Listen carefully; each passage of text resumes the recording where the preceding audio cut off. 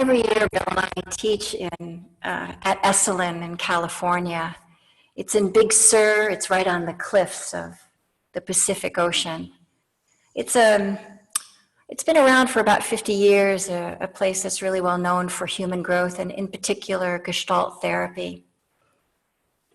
And a couple of years ago we were there, and Esalen is known for having like these spontaneous events, and there was this spontaneous event that was going to be occurring at this, it's called the Pavilion, and it's this big tent on the edge of the property, and you know, it's right on the edge where you literally hear the ocean and the waves crashing right below it.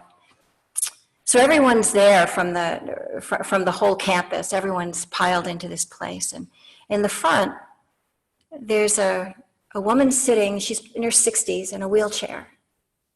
And there's a gentleman right next to her, also about in his 60s. And then there was a young man there in his 30s. And there was going to be a filming that night, and it turns out the 30-year-old was the filmmaker. He had just completed a documentary on his mother, a well-known Gestalt therapist, the woman who was sitting in a wheelchair.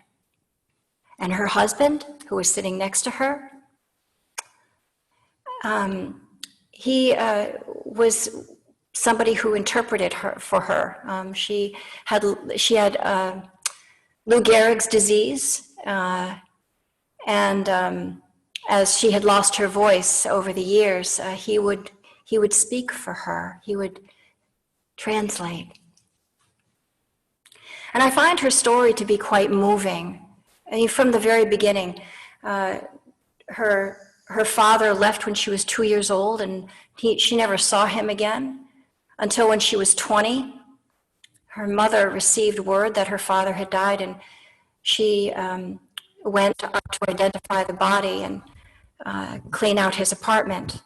And in his apartment, in a drawer in the bedroom, top drawer of a dresser, was his wedding ring, a picture of her from high school, her high school graduation. And there was an envelope with a cutting of her hair, Mariah's first haircut. This is Mariah Fenton Gladys, in case I didn't say her name. I mentioned her the other day. She's somebody I find so inspiring. So that moment when she looked in the drawer and she saw her photograph and she saw that envelope, tears ran down her face and she had her first epiphany.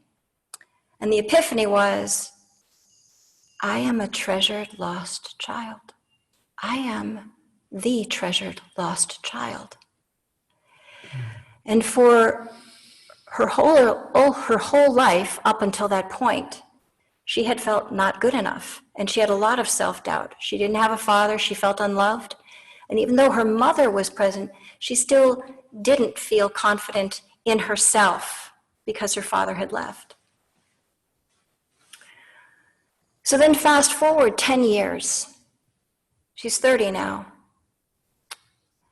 and she's engaged, and she goes to the doctors and she's diagnosed with ALS. She's told that she has 6 months to a year to live.